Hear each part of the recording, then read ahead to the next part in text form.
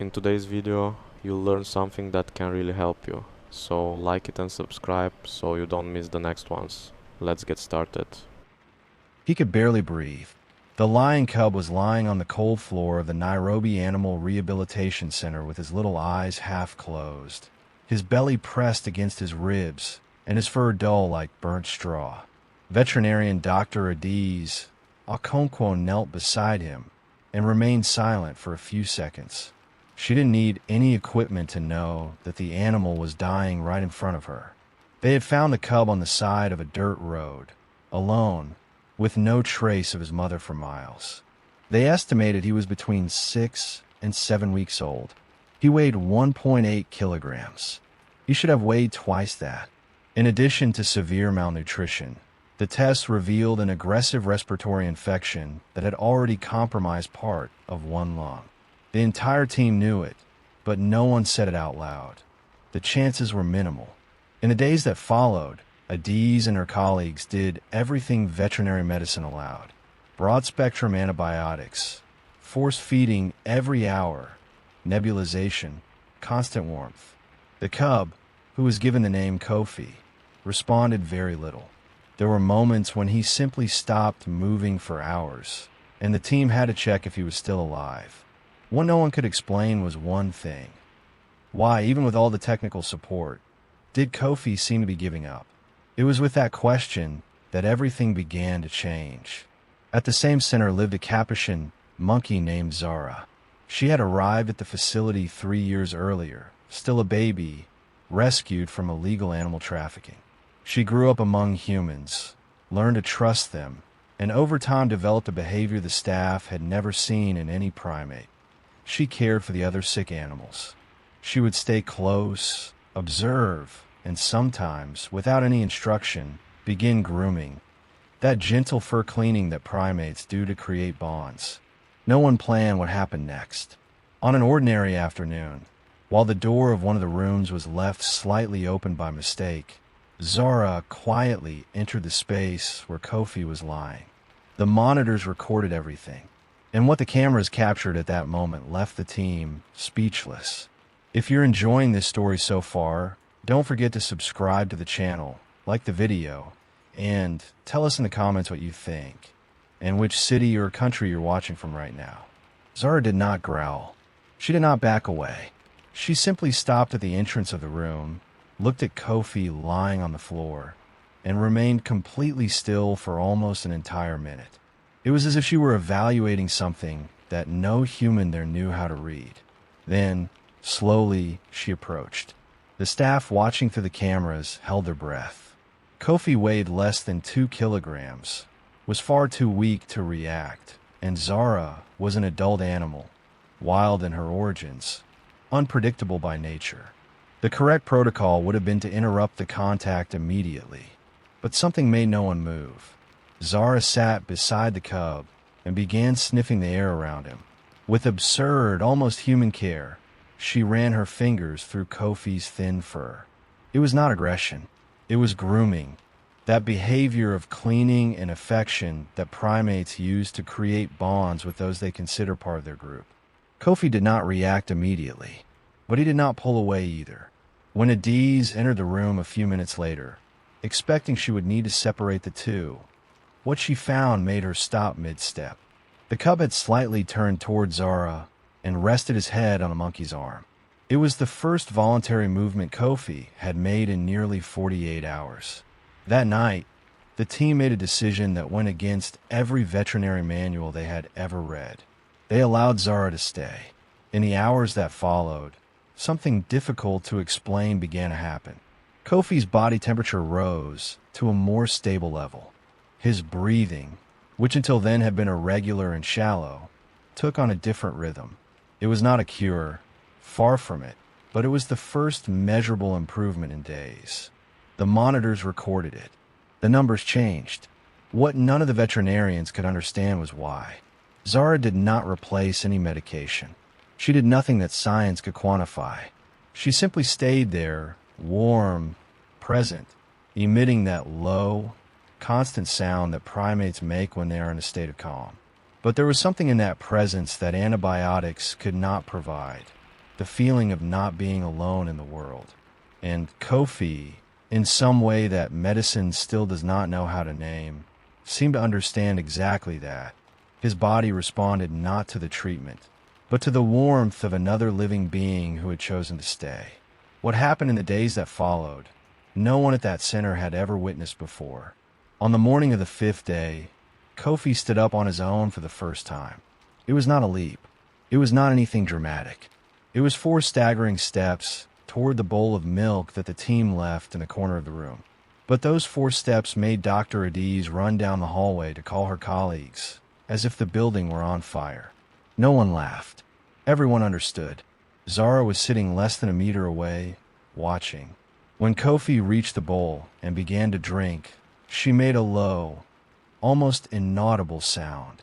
The veterinarians present had never heard that specific sound from her before. One of the center's biologists, Dr. Emeka Adeyemi, spent the afternoon researching and concluded that it was a vocalization of approval used by Capuchin monkeys to encourage infants during learning. Zara was teaching Kofi to stand up, completely on her own, without anyone asking or expecting that from her. From that point on, the two of them developed a routine with its own logic. Zara would wake up before the cub, walk over to him, and sniff him as if checking whether he was well.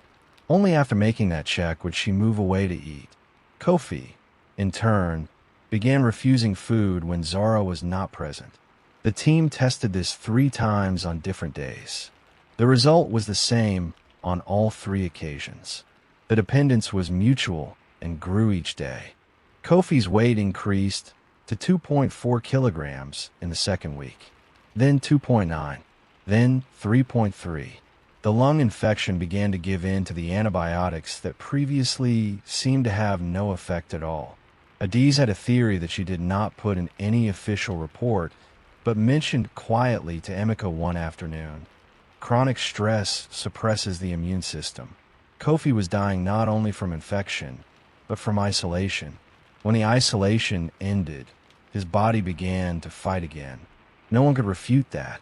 In the following weeks, the two began sleeping together, with Zara curled around the cub like a living blanket. The cameras recorded that image every single night without exception, and every morning, without failing even once.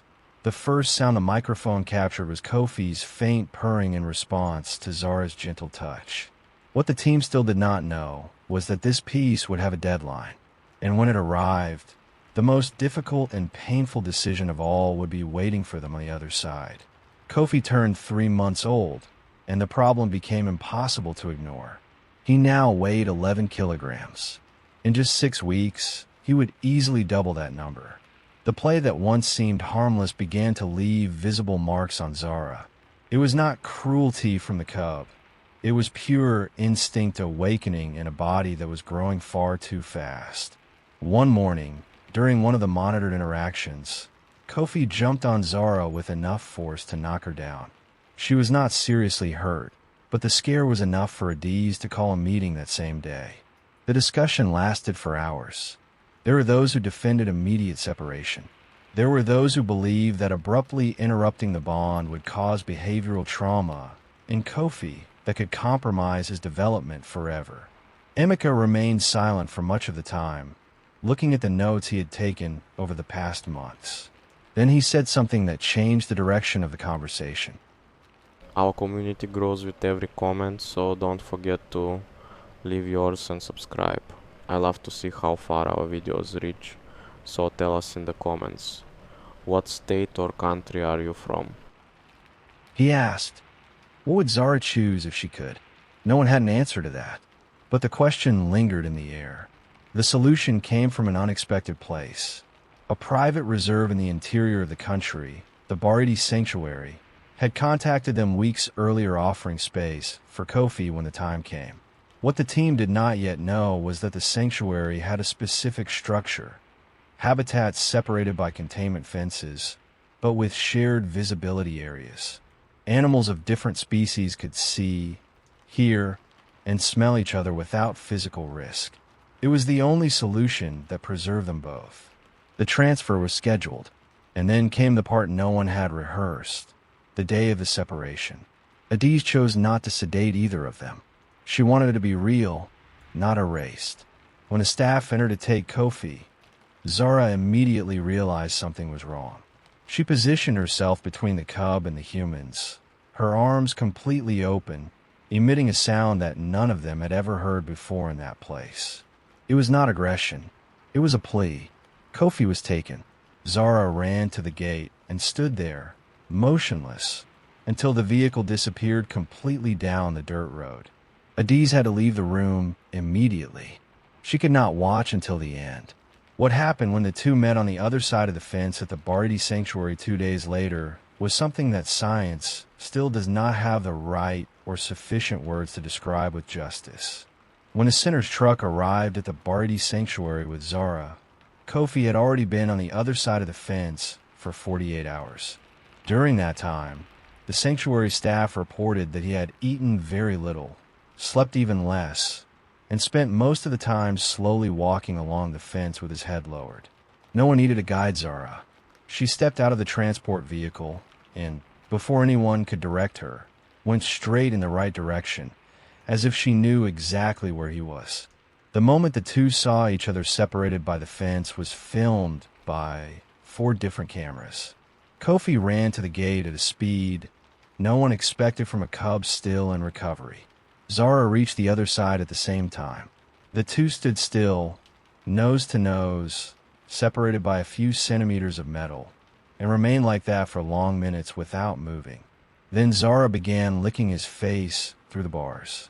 Adiz, who had traveled with the team, had to turn away so she wouldn't cry in front of everyone. She couldn't.